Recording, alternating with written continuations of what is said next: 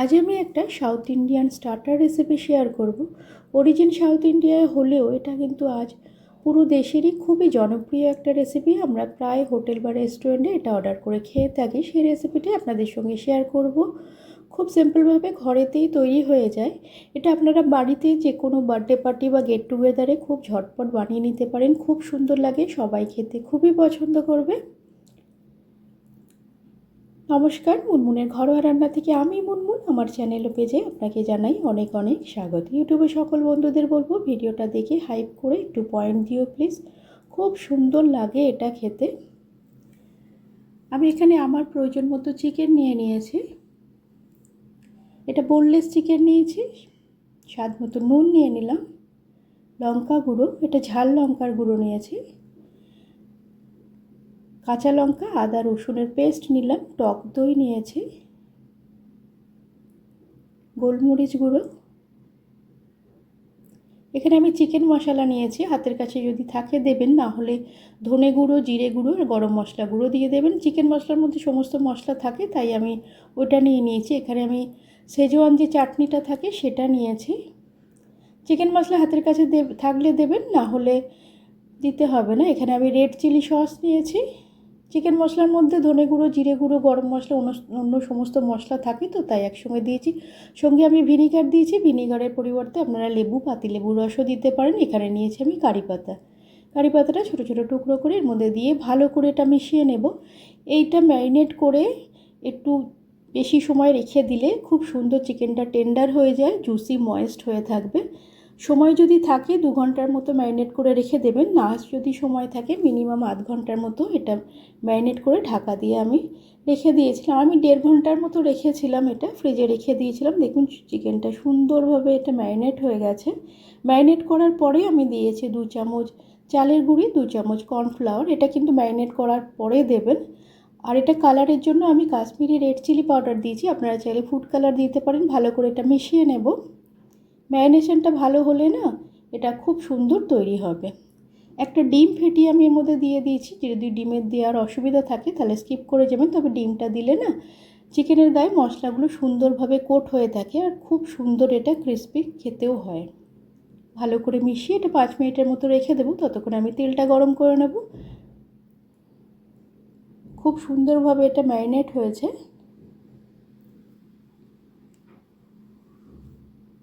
ম্যারিনেশনটা যত ভালো হবে এটা খেতেও তত সুন্দর হবে। চিকেনটা ময়েস্ট থাকবে, টেন্ডার থাকবে, জুসিও থাকবে। গ্যাসটা অন করে একটা কড়াই বসিয়ে কড়াইটা গরম হলে আমি এখানে একটু রিফাইন অয়েল দিয়েছি। তেলটা মিডিয়াম গরম হবে। দেখুন চিকেনের গায়ে কিন্তু মশলাগুলো সুন্দরভাবে আটকে আছে। একে একে এগুলো দিয়ে লো ফ্লেমে একটু ভেজে নেব 2 থেকে 3 মিনিটের মতো।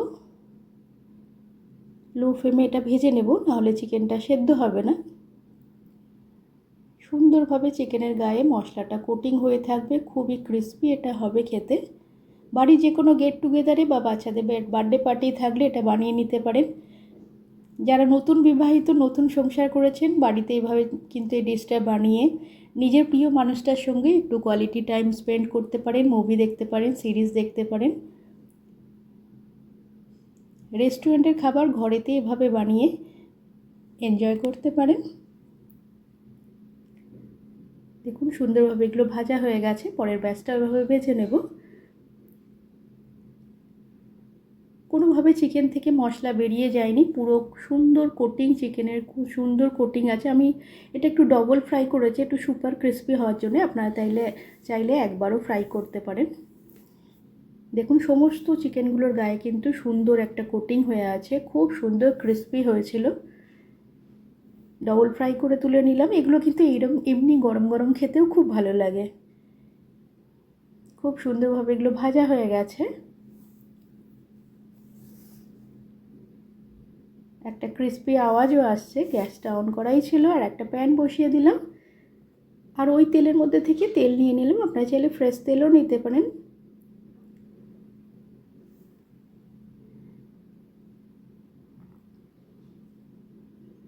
শুধু ম্যারিনেশনটা করে একটু রেখে দিতে হয়, তাহলে চিকেনটা খুব সুন্দরভাবে টেন্ডার হয়ে যায়।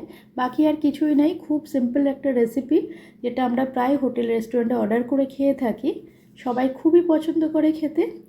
ফোড়নে শুকনো লঙ্কা দিলাম আর জুলিয়ান্সে কাটা রসুন আর আদা দিলাম। গ্যাসের ফ্লেমটা লোতে রেখে 2 থেকে 3 সেকেন্ডের মতো এটা একটু ফ্রাই করে নেব।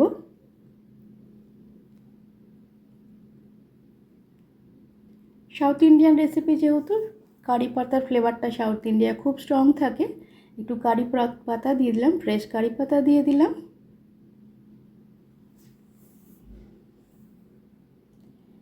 পেঁয়াজ দিলাম, পেঁয়াজগুলো একটু বড় বড় এরকম কিউব শেপে কেটে নিয়েছি। কাঁচা লঙ্কা দিলাম। লো ফ্লেমে এটা একটু ভেজে নেব, খুব সুন্দর একটা ফ্লেভার আসছে।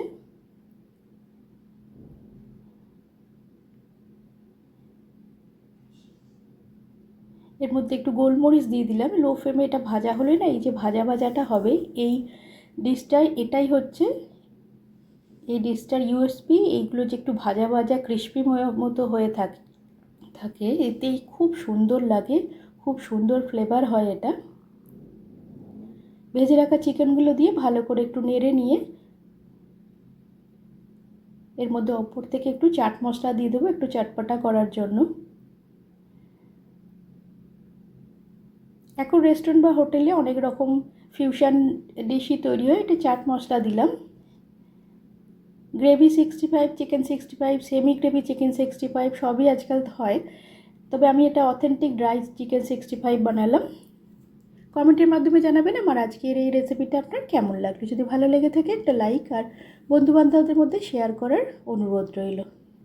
দেখুন সুপার ক্রিস্পি চিকেন 65 এটা তৈরি হয়ে গেছে। এই যে মশলাটা থাকে না, এই রসুন পেঁয়াজ কাঁচা লঙ্কা কারি পাতা দিয়ে এটা ভেজে এই যে একটা স্ট্রং ফ্লেভার হয়, এটাই অন্য সমস্ত ডিশের থেকে এই ডিশটাকে আলাদা করে। দুর্দান্ত লাগে খেতে, খুব অল্প সময় তৈরি হয়ে যায় সুন্দরভাবে। দেখুন প্রতিটা চিকেন সুন্দরভাবে কোট হয়েছে আর খুবই ক্রিস্পি হয়েছে, খুব সুন্দর লাগে খেতে। খুব ইজিলি ঘরেই তৈরি হয়ে যায়। আপনি যদি আমার ভিডিও প্রথম দেখেন, ভিডিওটা দেখে যদি আপনার ভালো লাগে, ফেসবুক থেকে দেখলে পেজটা ফলো করে সঙ্গে থাকবেন, ইউটিউব থেকে দেখলে চ্যানেলটা সাবস্ক্রাইব করে পাশে থাকা বেল আইকনটা প্রেস করে নিচে অল অপশানটা ক্লিক করে রাখলে আমি যখনই কোনো নতুন রেসিপি আপলোড করব আপনার কাছে নোটিফিকেশান পৌঁছে যাবে, আপনি সেটা সবার আগে এনজয় করতে পারবেন। প্লিজ চ্যানেলটা সাবস্ক্রাইব করে পাশে থাকার অনুরোধ লাগে। চিকেনটা দেখুন সুন্দরভাবে সেদ্ধ হয়েছে, কোটিংটাও দেখলেন খুব সুন্দর হয়েছে। যে কোনো সস চাটনি দিয়ে এটা ডিপ করে খেতে পারেন, স্টার্টার হিসাবে খুব ভালো লাগে। বাড়িতে কেউ অতিথি এলে বা বার্থডে পার্টি থাকলে ঝটপট এটা বানিয়ে এনজয় করতে পারেন। আজ এই পর্যন্ত, আবার দেখা হবে নতুন একটা রেসিপির সঙ্গে। এতক্ষণ ধৈর্য ধরে ভিডিওটা দেখার জন্য আপনাকে অসংখ্য ধন্যবাদ ও ভালোবাসা। আগামী দিনে পাশে পাবো এই আশা নিয়ে আবার একটা ভিডিওর সঙ্গে হাজির হয়ে যাবে। সকলে সুস্থ থাকবেন, ভালো থাকবেন, নমস্কার।